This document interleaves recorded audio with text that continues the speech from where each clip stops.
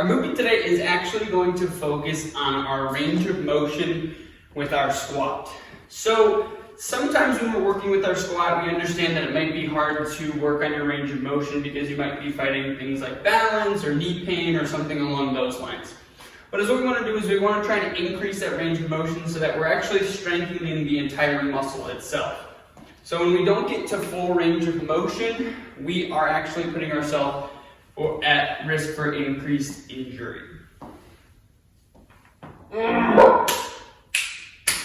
So today we're going to focus on our range of motion with the squat. Range of motion is important because when we aren't reaching range of motion, we're actually going to increase our risk for injury.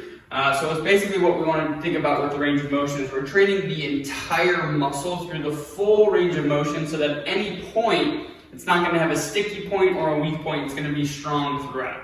So what I'm going to do is I'm actually going to use the door frame here. You can use something like a counter, kind of stick your hands inside of a sink. We're going to use the door frame as our support. It's going to allow us to get down into the bottom of our squat and then work our way back up.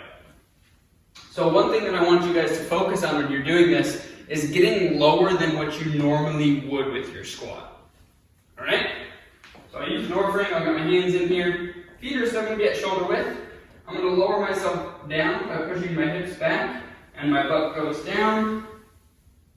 I'm in the bottom and then I can actually pull myself up here.